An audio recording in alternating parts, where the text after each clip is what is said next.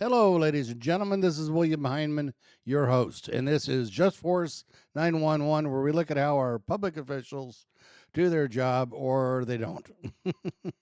Okay, today we're talking about a detective, prosecutors, judges, how the system is so broken that they can mislead and mistruth a court case to get a conviction, and then after it comes out, they're going, "Oh, he's already, you can't redo it." Well, you didn't give him all the information. Well, that's not our fault. Oh God, I love this. I love this job is great. I mean, where else could you do this? You know, to show retards at work. It's amazing. And when I use that word, I'm not talking about those who are mentally disabled. I am talking about you have your wits about you, you know what you're doing, you're a smart individual, and you live under a bridge. That is a retard because you're a moron. That's what I'm talking about, just so we're clear. I don't need you people to come back and say, "Oh, you don't like it." No, I have no problem with people with disabilities. I'm talking somebody that has their faculties with them and they live under a bridge. It's like, wow, you're a moron. Hey, do me a favor.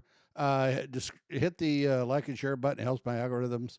Hit the bell icon so you know when I put out a new video. Thumbs up, thumbs down tells me how I do, and leave me a comment. And if you haven't already done, hit the subscribe button. Yeah, the subscribe button. Hit it. Hit it. Hit it. Come on, hit it. Yeah, okay. Anyway, let's check this out. This is Dave Biscobee, Channel 15 News. They've been doing this for this story for about a year and a half. And I've done some other videos on it, but it's just now coming to light about this detective, how they held the information from the defense counsel. You can't do that. That's illegal. And they got caught. Imagine that. Wow. I can't believe they got caught. Anyway, let's check it out, guys. The court found this Phoenix homicide detective lied, repeatedly mishandled evidence, and then she received a confidential disability retirement. You know, she lied. Really? The Phoenix Police Department has an officer that lied? The DOJ wants to come in and close you down. And you lied? Wow. Claimed to be too unwell to even testify. We broke all those stories. The scandal, though, just caused a judge to throw out a conviction, and it's likely to lead to appeals in dozens of other cases. That takes us to our story tonight. Prosecutors are still fighting to keep that detective's past a secret, even against the wishes of the court. Here's ABC 15 Chief Investigator Dave Biscobee. The Maricopa County Attorney's Office declined to comment for this story or answer questions. But there's a lot happening right now, so we'll go through it all step by step. And it comes down to a pretty basic question. When can police and prosecutors keep a detective's history of misconduct a secret? And also, I did review. This judge recently overturned a conviction in a murder case. And it's because of what police and prosecutors knew about Detective Jennifer DePonzio, but hid from the other side. But as far as the defense knew, Detective DePonzio was a detective with an unblemished record who, for personal reasons, was not available to testify at trial. That's the entirety of their knowledge. That doesn't come close to scratching the surface of what the reality was. So what was the reality? And the cool part is that this judge is schooling this prosecutor about this, and she is arguing with the judge, which is never a good thing to do. Well, we've reported on it for more than a year. Tonight, a major new chapter in an ongoing ABC 15 investigation. By now, you've probably seen at least one of our reports about this Phoenix homicide detective. Her name is Jennifer DePonzio. She has a history of mishandling evidence that's currently impacting 37 court cases and 61 police investigations. But DePonzio has not had to testify in court or answer for those mistakes. After she was confronted with the problems, she went on medical leave, then retired under a confidential disability claim. Because the defense didn't have access to all the information that would have made her a critical witness. And you can't continue to just ignore that point. You can't. That's just simply patently unfair. At the hearing, this judge essentially scolded the prosecution for keeping all of that a secret. He then issued a ruling calling DePonzio a liar and tossed the conviction against Randall Barnes. It's unusual to have a case overturned. It's unusual to have a case overturned where the person pled. And it's unusual to have such strong language. Seth Apfel was one of the defense attorneys in that case. If they play these games, there's going to be accountability. Now, Randall Barnes is 30 years old. He's accused of shooting another man, and officials charged him with first-degree murder. He claimed self-defense, but pleaded guilty to manslaughter. His lawyer says the reason is simple. The risk of going to trial was too great. Because if they hadn't, they could have been facing a life sentence. So I think everybody's different as far as what they would do when looking down the barrel of a life sentence. Both parties came here and said, yeah, we're ready to In go. court, MCAO argues that since Randall Barnes accepted a plea, it means his conviction is a done deal. No do-overs. Didn't know why or the level of misconduct that was happening in the background. Right, but nevertheless, we're still prepared to present their defense without... But they didn't know this whole other defense existed.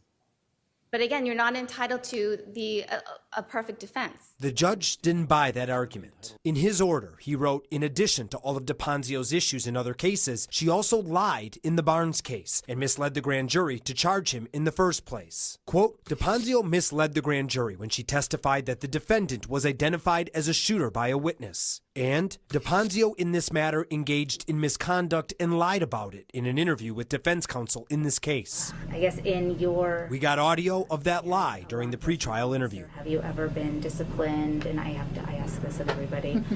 Coachings, write-ups, let's just sit down and talk, suspensions, anything like that? No suspensions.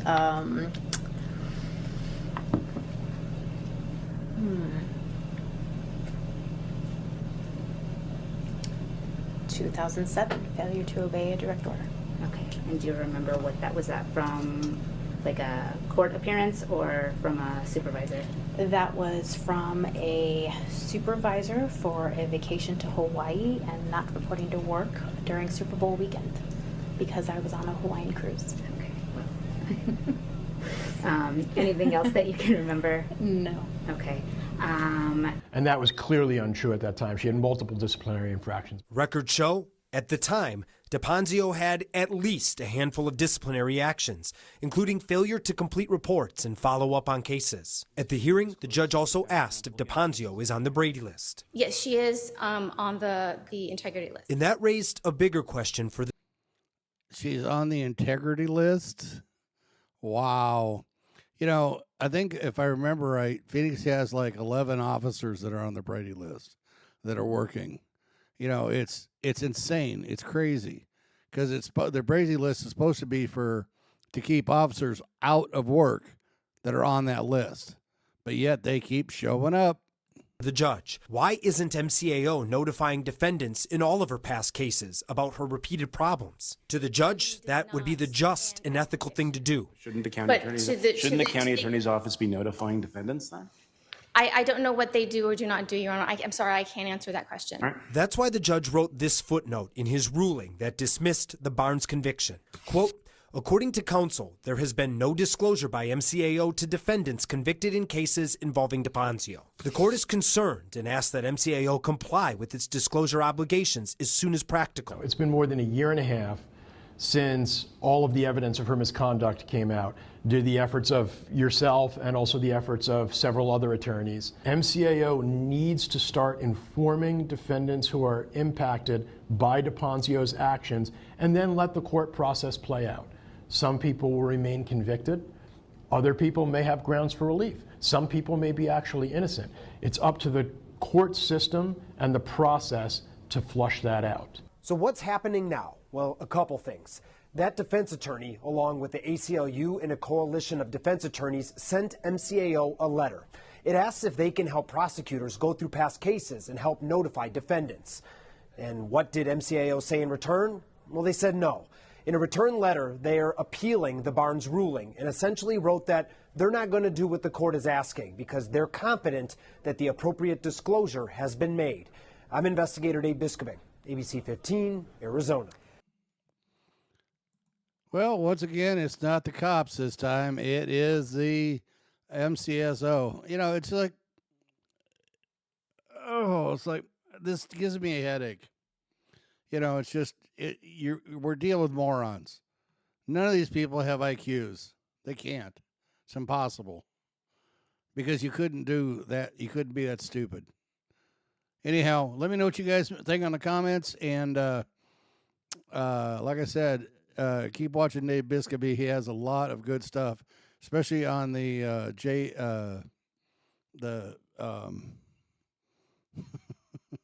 Department of Justice, DOJ. They have broken down the DOJ's findings. All right. So, guys, have a good one, and I'll talk to you again later. Thanks.